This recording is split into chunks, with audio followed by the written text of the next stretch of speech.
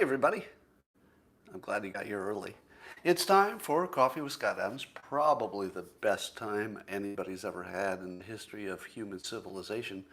And it's not going to get any worse today. I mean, today it might even take it up a level. Can't promise it. But it might go from the best thing ever to slightly better. Not saying every time, but very possible. So stay around for that. Now, I know you want the simultaneous sip, but I have to share a joke I heard on Twitter before we do that. Credit to Twitter user Dr. Sexy, S-E-K-Z-I, who made this joke. Well, the context is the Jeffrey Toobin situation, and now somebody got arrested for lubing the Toobin in Times Square. And so there were many funny tweets about it. But Dr. Sexy's tweeted, can no longer do it on a plane, or you might get arrested for, fill in the joke. Let's see if you're funny. Are you funny? You can't pleasure yourself on a plane, or you might get arrested for hijacking. I wish I'd thought of that one. Well, if you'd like to enjoy the simultaneous sip to its maximum ability, what do you need? That's right. You need a cup or a mug or a glass of Tecker, chalice, stein, a canteen, jug, a flask, a vessel of any kind. Join me now for the unparalleled pleasure, the dopamine hit of the day, the thing that makes everything better all over the world at the same time. It's called the simultaneous sip. And Mark, you made it just in time. Hope you have your cup. Go.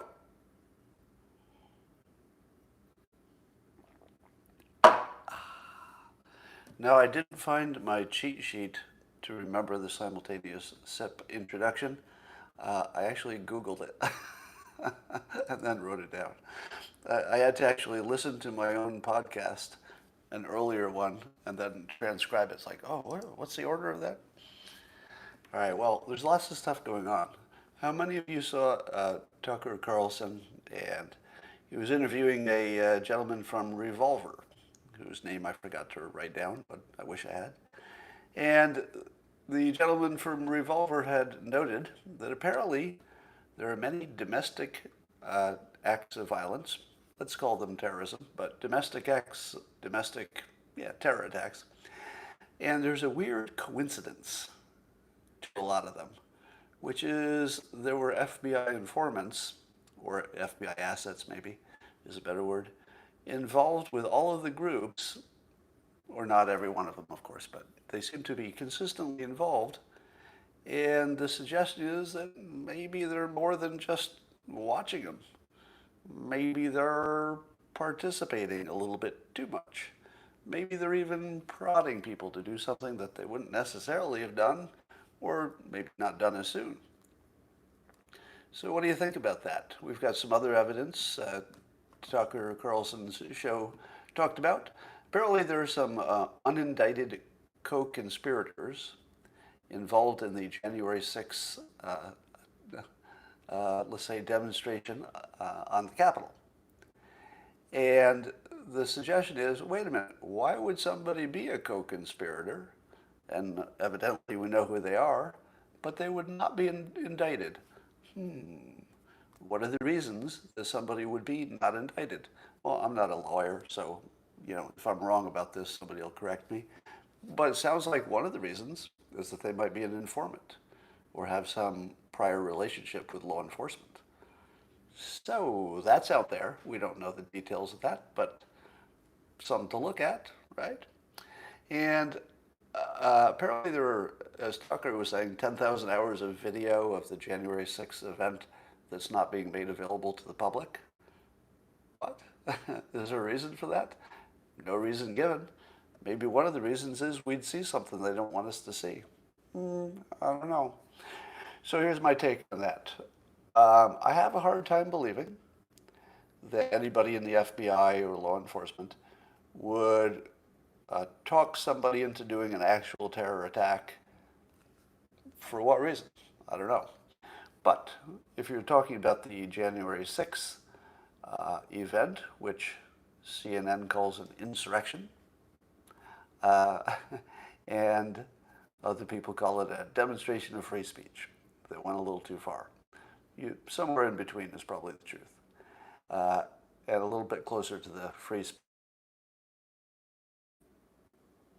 But since that wasn't really something that people could have anticipated, being an actual, a violent thing where people died, at least in my opinion. In my opinion, I don't think it was obvious that violence would happen, And maybe there are some law enforcement related people who had a little bit too much to do with that. But I think you'd have to put this in the speculation category. I would love to tell you, yeah, I'm all mic'd. That's why my shirt looks like this. I'd love to tell you that I'm buying in totally to the FBI is somehow causing domestic attacks, but it doesn't quite smell right to me. However, there are legitimate questions, and those questions do lean in that direction. There's no doubt about that. But just because we don't know the answers to why we haven't seen the video, why there are unindicted co-conspirators, it doesn't mean there's one explanation for it. There could be others. And there might be, one or more example of an FBI agent who did go too far. But I don't know that it's some kind of pattern. So I'm not going to go that far. But I will say that Tucker laying it out there and Revolver News being the original source of this, I think this is good work. Good work. Don't get too far ahead of the facts. But this is a good frame. We should understand this. The fact that it looks so damning, that's all you need to look into it a little further. But I'm not quite on the conspiracy side of this yet. Do you remember when CNN was mocking Trump when he was president for the G7 allegedly laughing at him? Now, I don't know that they really were laughing at him versus laughing near him or whatever. So I'm not even sure it's real news. But let's say it's true because CNN made a big deal about it and sort of mocked the president for that. Now, Sky News in Australia, if you've seen this clip, the Sky News has been mocking CNN for basically just not even trying to be a news network anymore, and I think that's fair. I don't believe you could say that the point of CNN is news anymore, could you? Is there anybody who would disagree with that statement?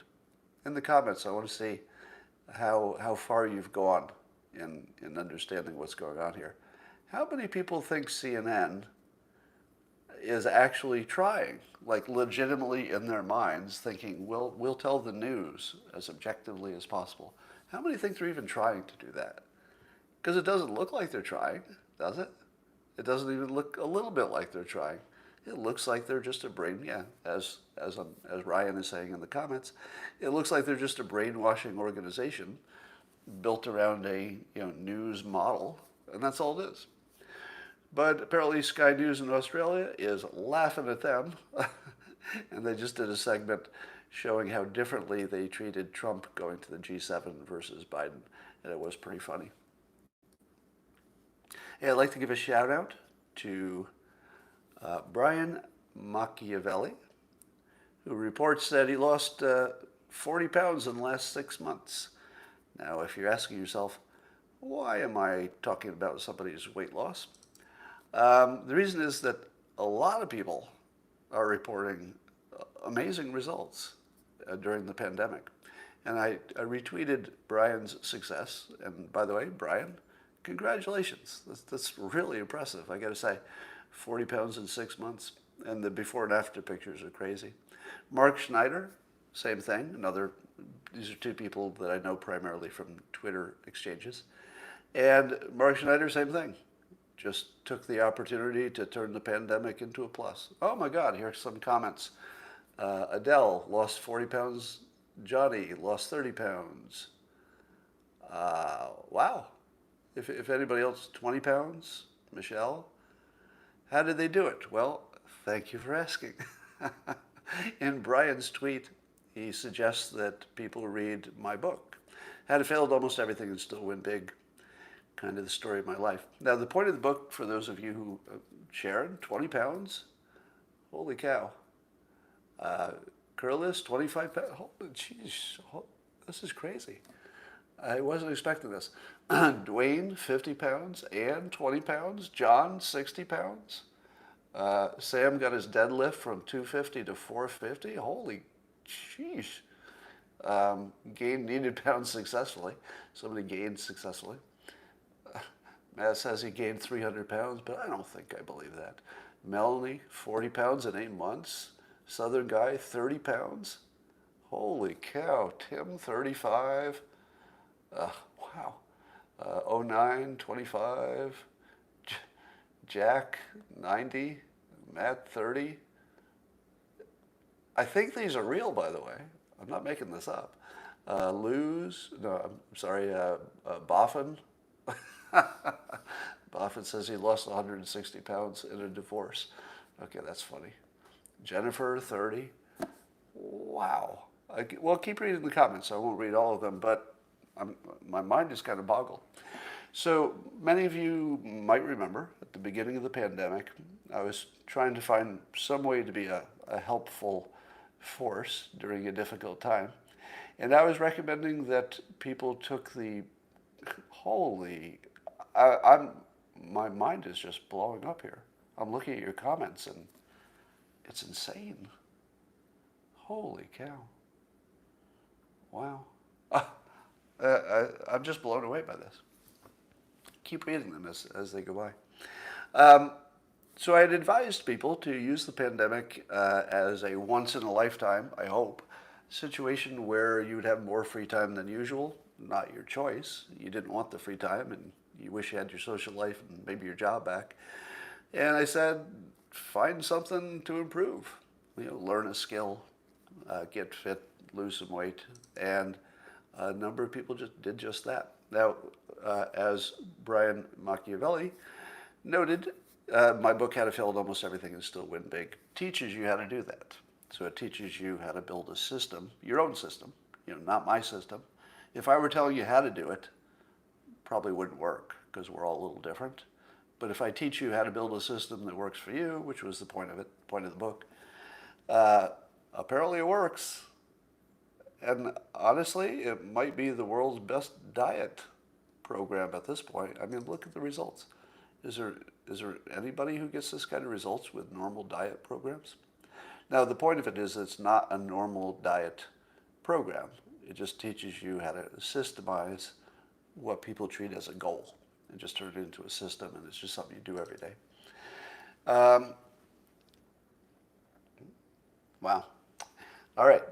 So for all of you who did something amazing during the pandemic, you showed a lot of character there, because it would be really easy to just eat chocolate and sit out the pandemic. But those of you who did far more than that, I salute you.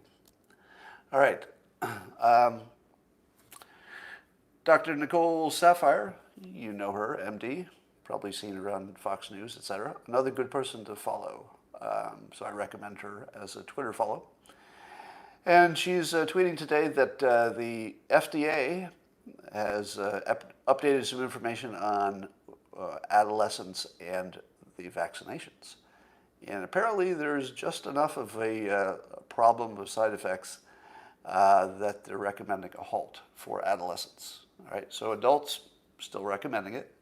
But for adolescents, they're saying, well, the risk reward is different because the adolescents have a very low risk. But there's some side effects to worry about. So until they know more about that, at least according to this tweet, it looks like they're going to look into that.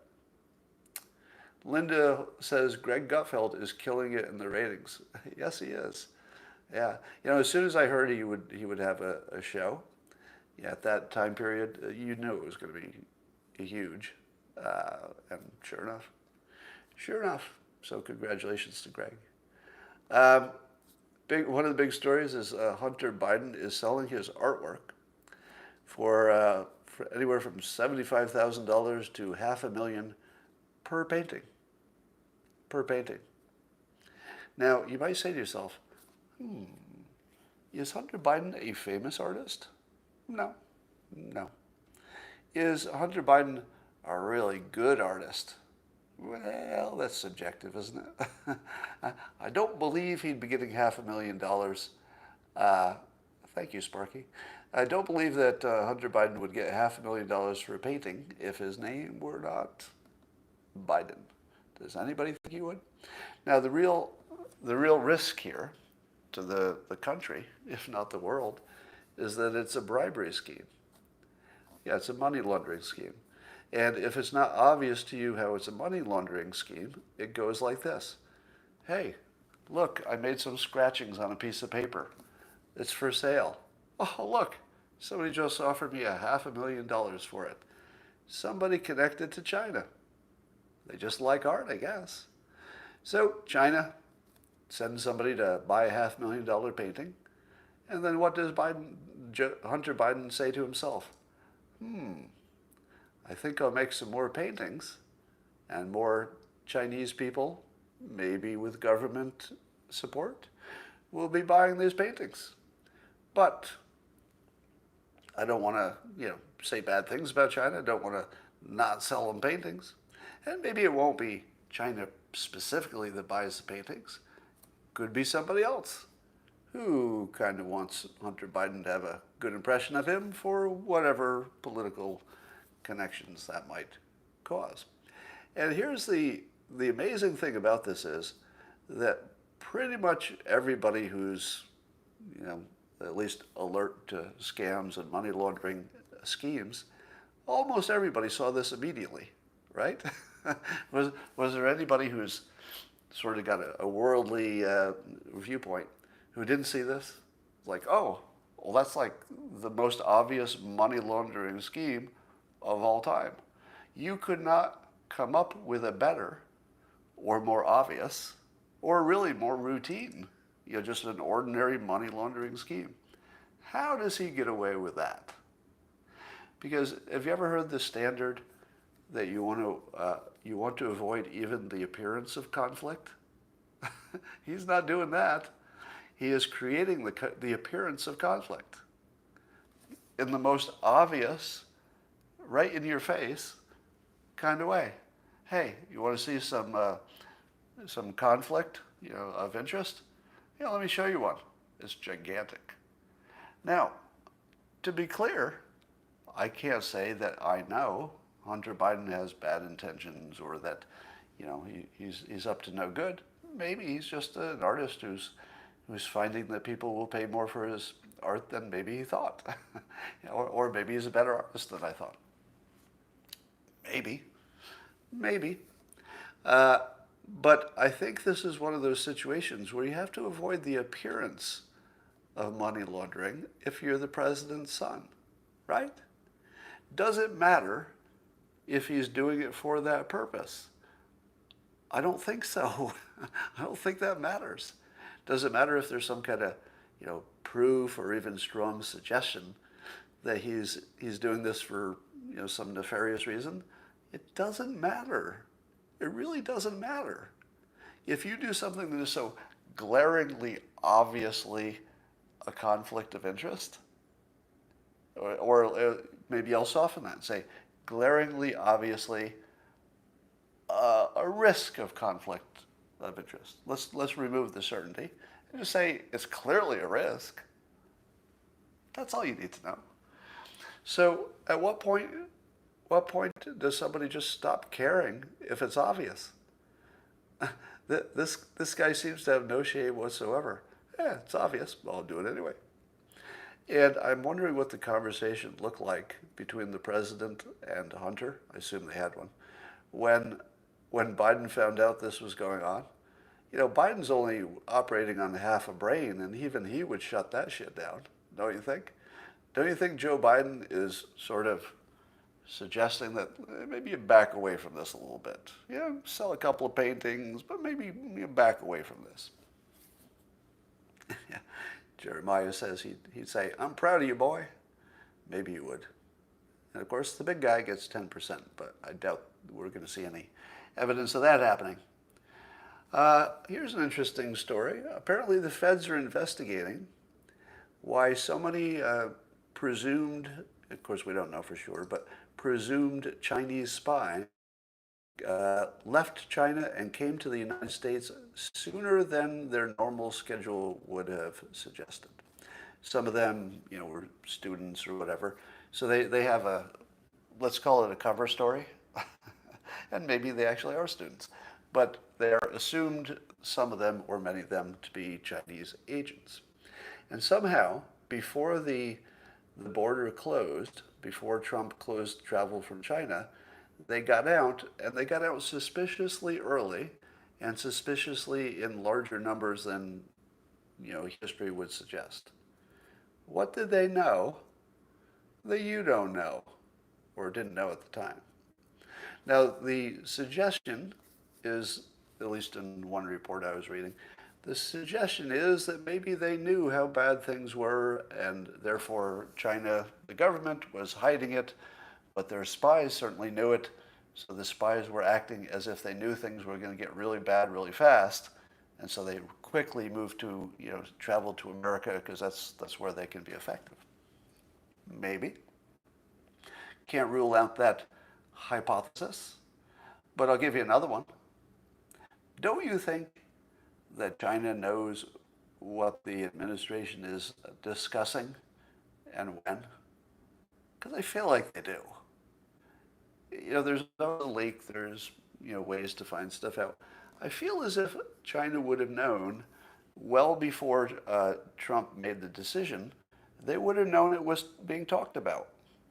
And if it was being talked about at the highest levels, that's all you need.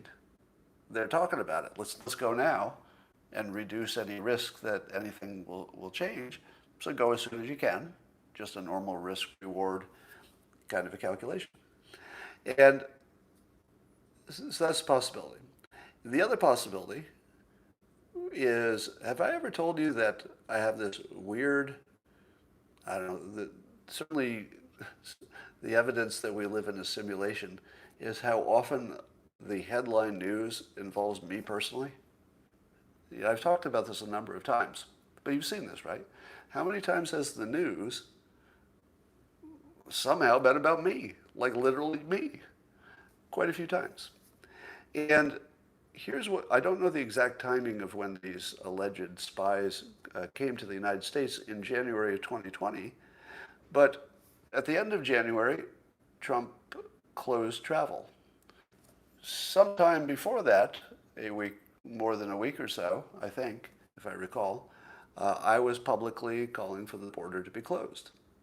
Now, do you think China monitors its top, I don't know, let's say, top 20 critics in the United States, the people who have some kind of public platform and are talking about China in a critical way?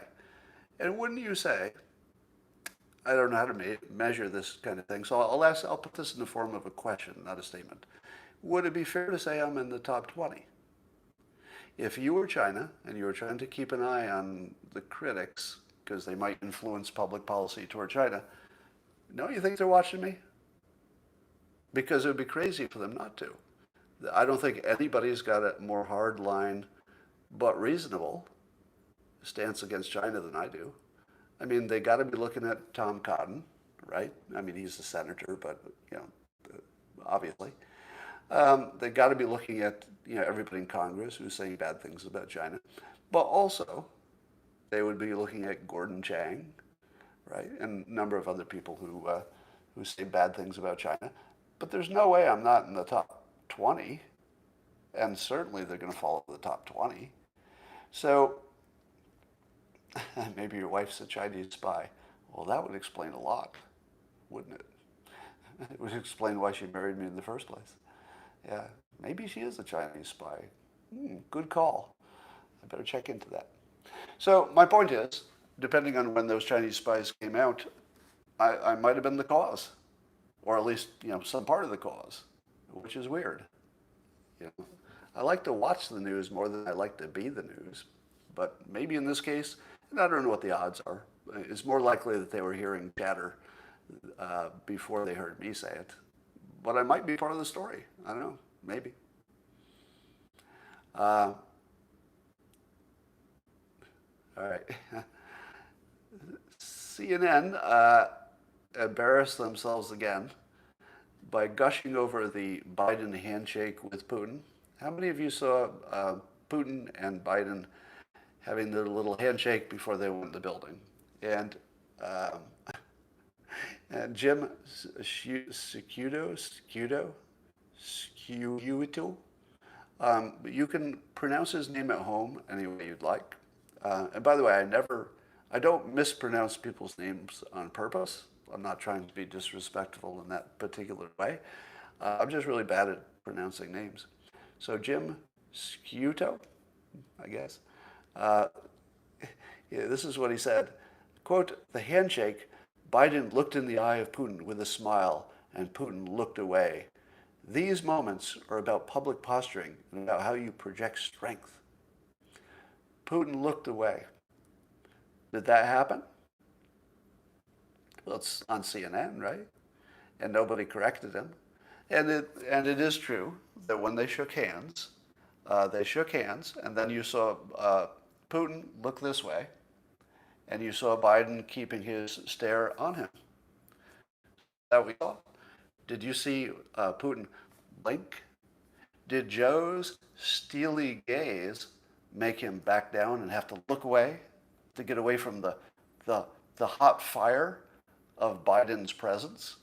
Was Biden's alpha personality so strong that Putin, the head of a nuclear power, couldn't handle it?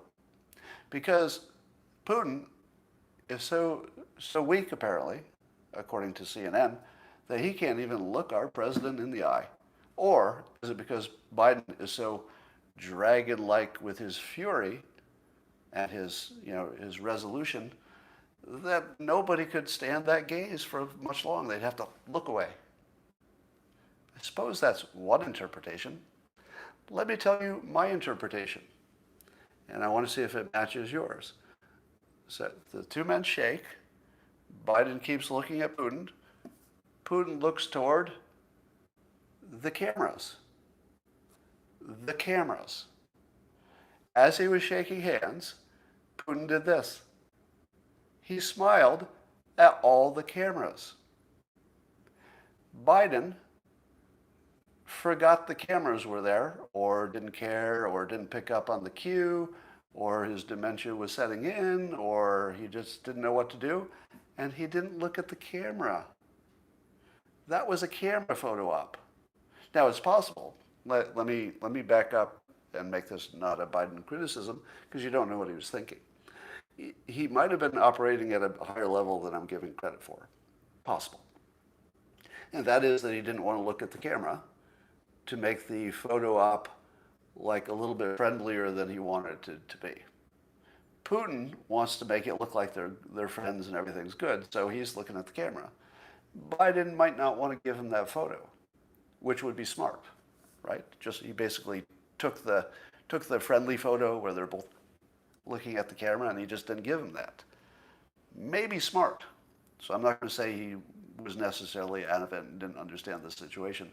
But Putin was just looking at the camera, and it was exactly the right thing he should have done. And CNN is reporting it like he blinked. Biden stared him down. Nothing like that happened. I asked a question on Twitter that so far has not gotten me banned, because when people like me ask or talk about medical anything, we're on shaky ground. But I asked this question, and it's just a question, right? So there's no belief here yet, just a question. I noted that after I got my second vaccination, Moderna vaccination, that I seemed healthier than normal. And indeed, it seems like my allergies went away.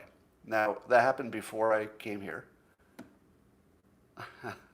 Carpe, good to see you.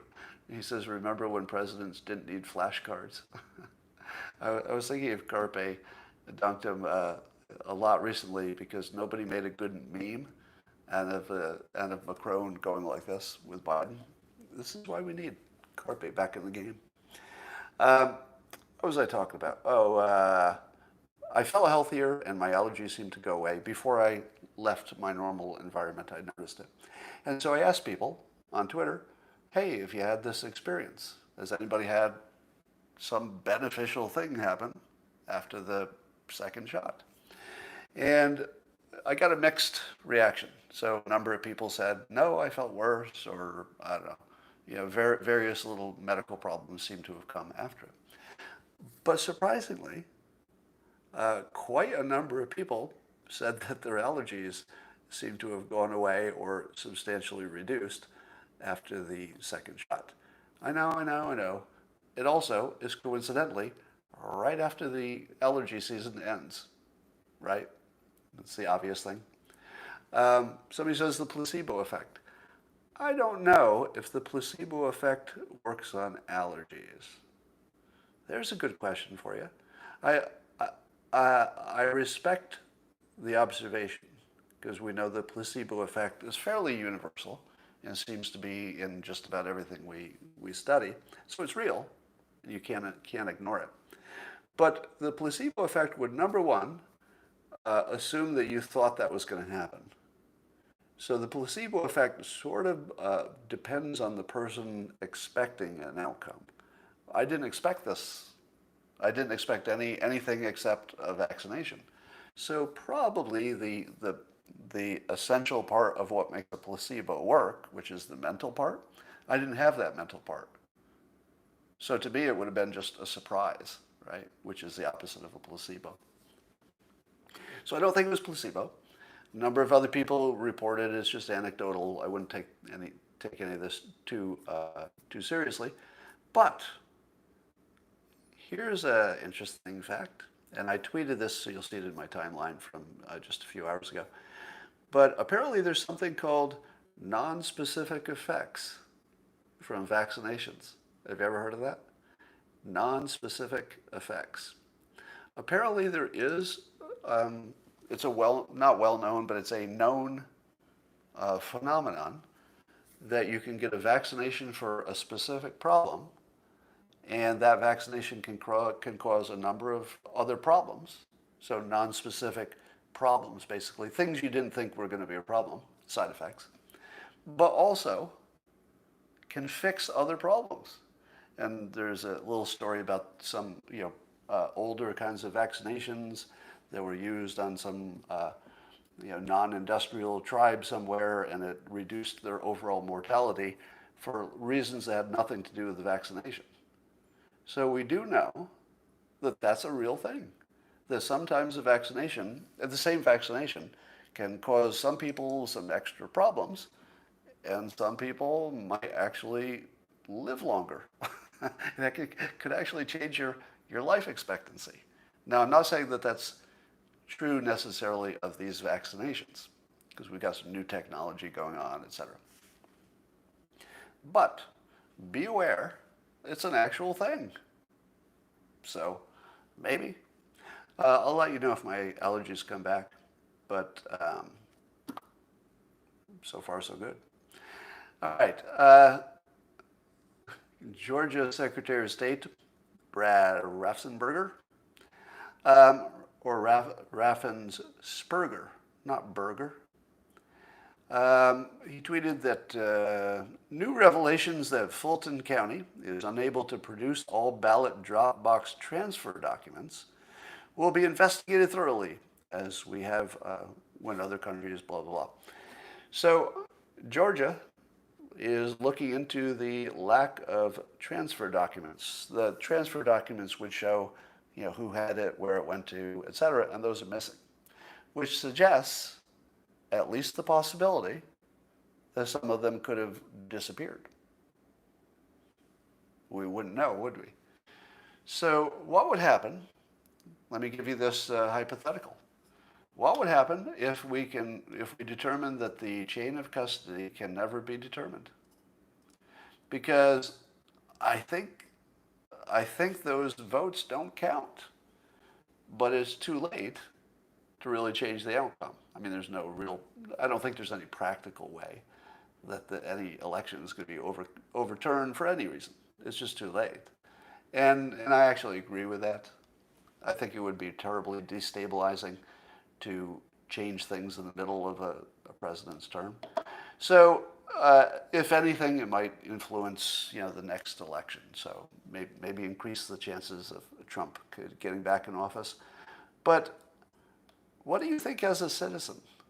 For those of you who are American citizens watching this, what do you think about the fact that at the moment, we don't know if we had a real election? The fact that the transfer documents are missing tells you you don't know if you had a real election. I mean, literally, you don't know. Now, can I be banned for that? Because I'm making a very specific claim, which is, in the news and not in dispute, that these documents are missing. That's all.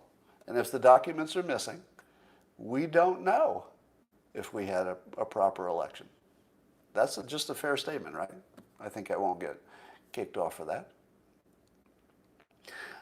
Somebody was mocking me on Twitter, which is, half of what Twitter is, saying that my prediction that Trump would win and that the slaughter meter was predicting his win with great certainty shows I had a wrong prediction.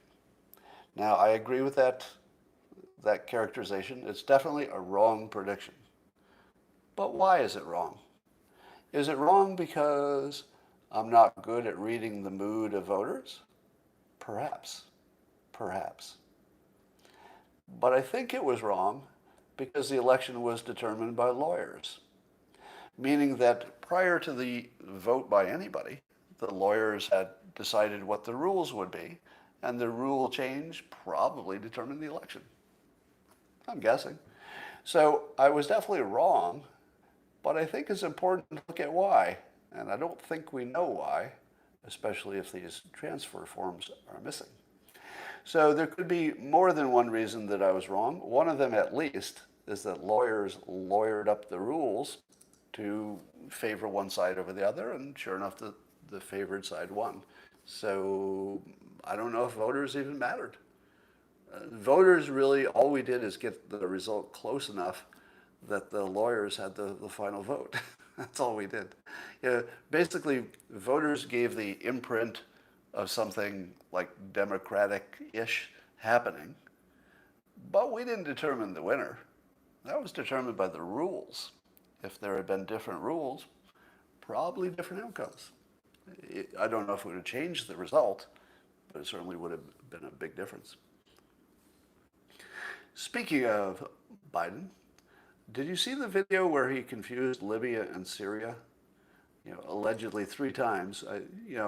One of those times, I'm not sure he really confused them, but he definitely confused them. And I have a little bit of sympathy for that because I confuse things all the time and always have. So how many times have I said the wrong country? Kind of all the time, right? I mean, you've seen me do it. And I still feel that I'm mentally competent. And I don't know that that's a big deal on its own, right? Just confusing a country, or even, honestly, forgetting what city you're in when you're campaigning. Those are kind of normal things, kind of normal. Now, Angela says, but Adams is not president. But humans are president. Humans. And humans do that all the time. I'm not sure that I would say that by itself is a bad thing. But do you think that the G7 leaders are laughing at him for not knowing the difference between Libya and Syria? Oh, I think they might have had a chuckle over that. Oh, I think they did. Is there a national security threat when our president can't remember which country is the important one? I think there is. Right? Wouldn't you imagine? Yeah, it introduced the same person twice. Yeah, so Biden has all these little gaffes, and they do look like, genuinely their memory problems or whatever. I don't know how important it is, because these are the types of mistakes that his handlers would fix. It's not like he's going to go to a meeting and make a decision about Libya when he thought he was talking about Syria. People would stop him from doing that. Jill would stop him, right? So he's a weird president because exactly. It's some combination of his handlers plus what he's willing to do. Because obviously he's not going to be willing to do everything his handlers want him to do. He's still got free will and a lot of experience. But we don't really have like a presidency with a strong leader. We have some sort of a committee, mostly people we don't know, whose work we only see as it's presented through Biden. And honestly, I don't know if it matters. I really don't. You could assume that our adversaries would at least try to get a little more adventurous just to see what happens. But I'm not seeing it play out yet. Is it a danger to the Republic and maybe the whole world? Yeah, it is. Yeah, he's a little too Joe Biden-ish at this point, with his age and declining mental state, that I think he's a genuine risk to the Republic. But I don't know how big it is, because his handlers are probably doing a good job for Democrats. Having the world leaders love you is not a good thing. Yeah, that's true. You don't want them to like you too much. Yeah, Vanity Fair is photographing first ladies again. Can you believe they skipped Melania?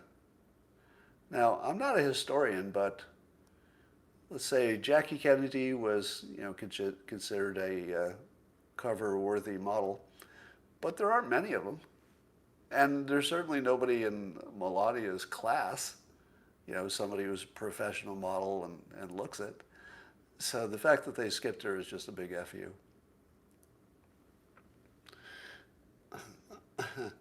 Barbara Bush is your favorite first lady, somebody says. Yeah.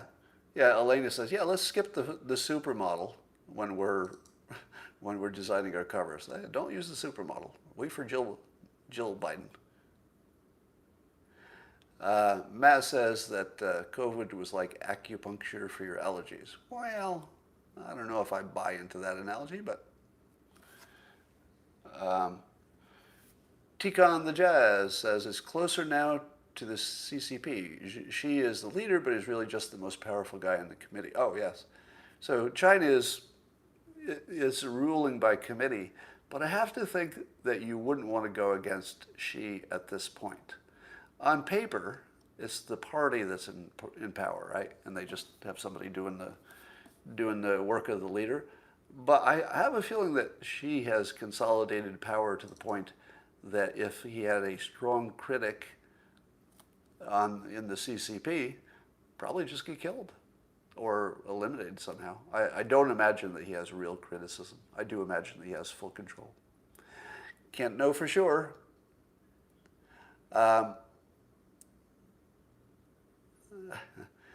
Obama and Susan Rice are running things. That's what somebody says here.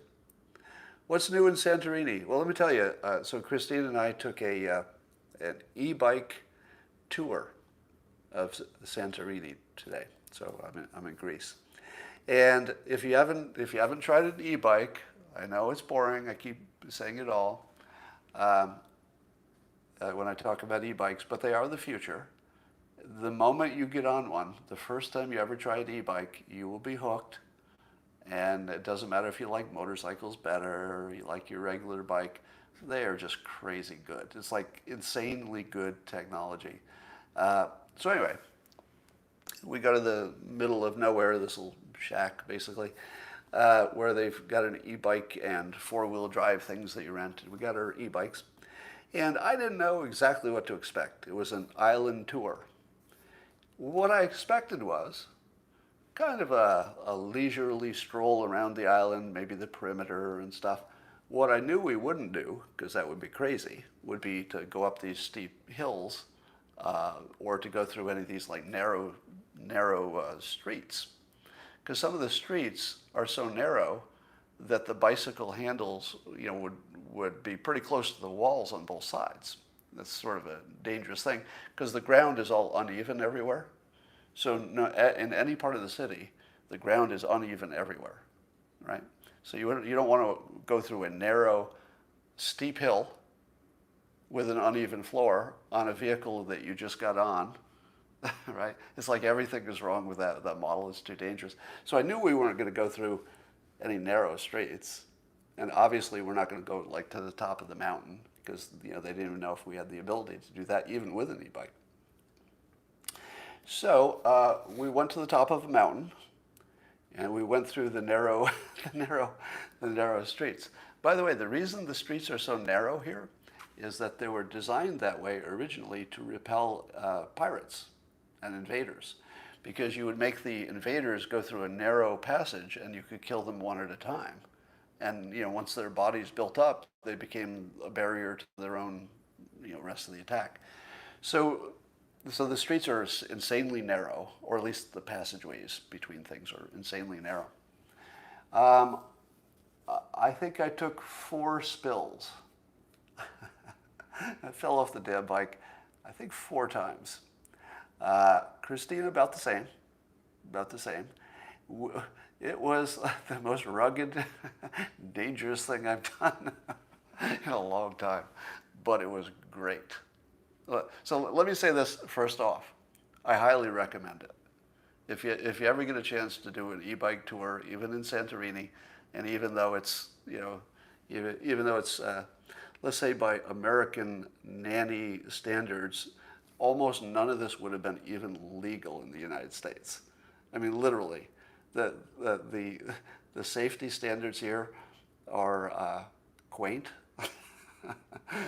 all the little narrow passageways and low barriers over a cliff. I mean, you just would never do any of this stuff in the United States. But we're trying to go up these narrow hills and stuff, and it was just amazing. So, but here's the funny part. The best feature of the trip is that we ended up on all these narrow trails that it looks like only animals used, and we're going over rocks and things. By the way, I've never done trail riding, so I've never been on a bicycle on anything that wasn't a paved thing for any length of time. So this was my first experience riding up a unpaved. In many places, a lot of it was paved, but in places it was just a trail with big rocks everywhere, and you're hitting rocks and stuff. Then a number of parts were soft sand, so your front tire would go into it, and it would just go, and you'd be laying by the side of the road, and the guides did it perfectly. So if you're experienced enough and if you know the route, you're fine. But if you're not that experienced with this route, and you've never ridden on a trail, it was pretty frickin' dangerous. But here's the best part. Do you know what was at the top of the mountain? A winery. So we went to the top of the mountain to the winery, just beautiful views, absolutely recommend it. It was the greatest thing. But it was for wine tasting. And no, I don't drink, so I just put my tongue in a glass and tasted it, so I didn't really drink. But can you imagine their business model is to go to do this insanely dangerous ride and then have some drinks and ride back down the hill. And there was one part that was so dangerous that I don't think a goat would have done it. Like, you've got a cliff, and you've got this narrow path, and you're on a bicycle on like dirt and rocks. So there's one part of it they said you better walk your bike so you don't fall off the cliff, and we did. So, I make it sound like it's more dangerous than it probably was, but the odds of you falling off your bike multiple times on this trip, really high, really high. As I see in the comments, you're asking about Dr. Drew. We're actually going to be having dinner with Dr. Drew in about half an hour, and I got to get ready for that. So I hope he brought his he brought his medical bag. Might need some extra bandages. All right, how's the food? The food is spectacular in many individual cases, but a lot of it is stuff that I don't eat. And then there are a lot of things that there are a cultural difference that takes a little explaining. For example, I ordered a bagel with cream cheese, toasted. Basic thing, right? A toasted bagel with cream cheese. And the first time I ordered it, it came and it was cold. And I thought, oh, well, this probably they just forgot to toast it or something. Then the second time I ordered it, it came sort of refrigerator cold with cream cheese. Now, in the comments, is there anybody who would eat a cold bagel that had never been toasted with cream cheese? Has anybody ever eaten that in the history of people eating bagels? And I think it was a different, sort of a cultural difference. And I think that maybe some other countries do it, or some other people, or they're just not used to Americans ordering bagels because it wasn't on the menu. You know, it's such a nice hotel that you can just sort of order stuff that's not on the menu, and it just shows up. Oh, some of you have. Some of you have, Nick says, you've actually eaten a cold bagel, but with cream cheese. I've eaten a delicious bagel without cream cheese, but why would you put it? Yes, and I'm talking not room temperature. I'm talking it was cool to the touch, like it came out of a refrigerator recently. So, here's my point. I would say that the food and the service here are spectacular, just really first rate. But if you don't know what to order, you can get something you didn't expect. And I don't eat a lot of exotic things. All right. I'm just looking at your comments for a moment. Some of you have eaten bagels not toasted with cream cheese. Interesting. All right. So somebody says Trump is going to visit the border before Kamala Harris. That would be funny. I sure hope that happens. All right. I need to go do something else. I hope you enjoyed the best Coffee with Scott Adams of all time. Until tomorrow, it's going to be even better. You just wait. And I will talk to you tomorrow.